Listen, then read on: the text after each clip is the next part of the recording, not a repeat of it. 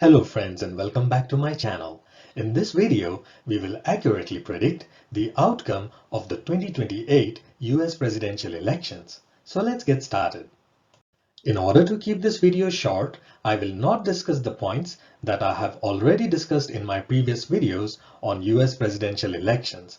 Those videos are included in this playlist to help you gain a deeper understanding of this topic. In those videos, I discussed these 8 astrological criteria in detail. Each one of these criteria needs to be met for Republicans to win the election.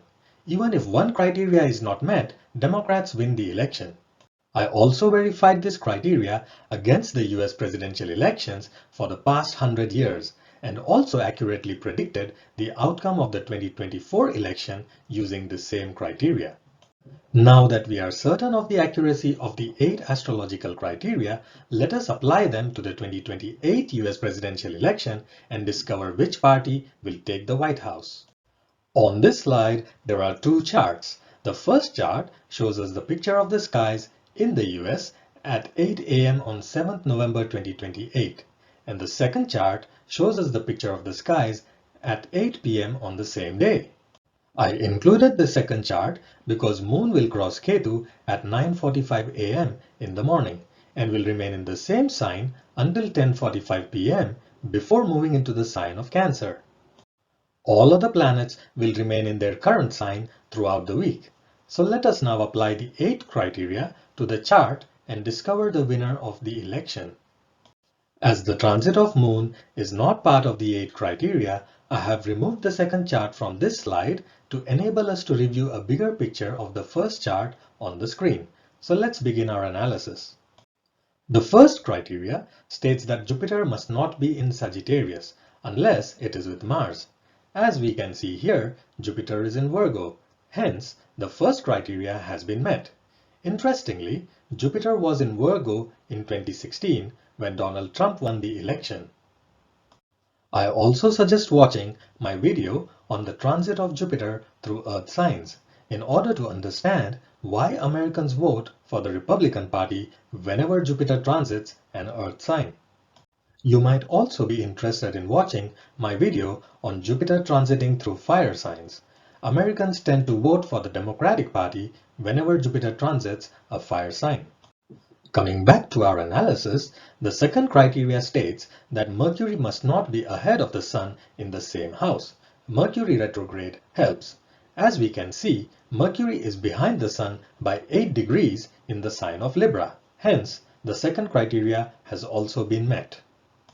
The third criteria states that Mercury must not be in the same house as Venus, unless it is behind Venus in the sign of Scorpio. Venus in Sagittarius helps. As we can see here, Mercury and Venus are not in the same house. Hence, this criteria has also been met. The fourth criteria states that Saturn must not be behind the Sun in the same house. Saturn is retrograde in Aries while Sun is in Libra. Hence, this criteria has also been met. The fifth criteria states that Saturn must not aspect the Sun. Saturn is in Aries and is aspecting the Sun with its 7th house aspect. Hence, this criteria has not been met. It is also important to note that in 1940, when the Democrats won the presidential election, Saturn was in retrograde motion in Aries.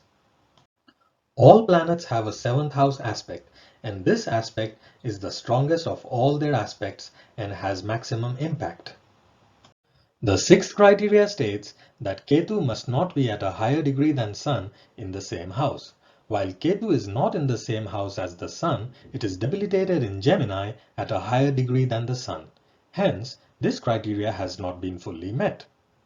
The seventh criteria states that Mars must not be ahead of the Sun in the same house. Mars is in Leo while Sun is in Libra. Furthermore, Mars is not aspecting the Sun. Hence, this criteria has been fully met. The eighth and final criteria states that Mars must not be debilitated unless Rahu is in the same sign at a higher degree than Mars.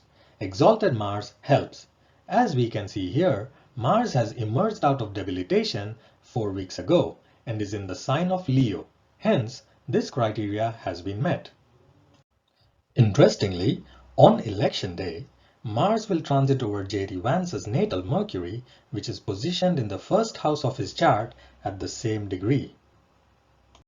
This transit of Mars over J.D. Vance's natal Mercury will result in excessive energy and may not be favorable to J.D. Vance, irrespective of whether or not he is elected as the Republican nominee for the office of the president. Now that we have analyzed all 8 criteria, we have noticed that the 5th and 6th criteria have not been met. The first one is the 7th house aspect of Saturn on the Sun, and the second one is the 9th house aspect of debilitated Ketu on the Sun. Before we jump to the conclusion, let us assess the skies to determine whether there are any other transits that neutralize the 2 unmet criteria and guarantee a Republican victory. The 5th house aspect of Rahu on Mars improves the energy of Mars and favors the Republicans. And finally, the 9th house aspect of Rahu on Saturn in Aries reduces the negative impact of Saturn's aspect on the Sun. However, the 3rd house aspect of Saturn on Ketu will nullify the effect of Rahu's aspect on Mars. Another important transit is the transit of Venus in Virgo, which is right behind Jupiter.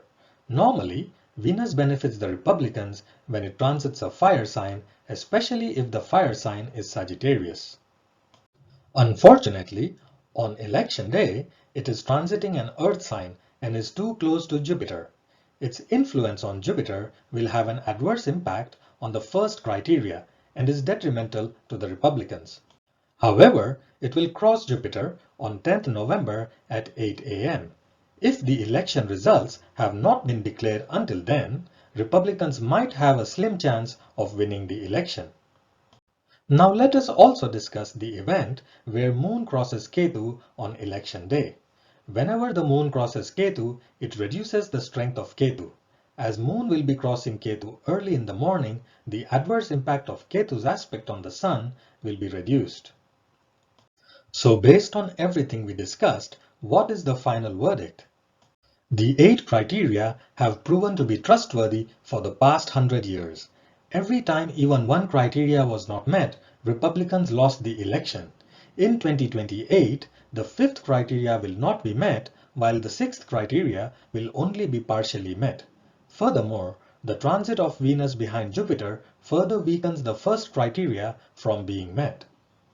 As one full criteria and the halves of 2 other criteria have been nullified by other planetary transits, we can safely assume that 2 full criteria have not been met.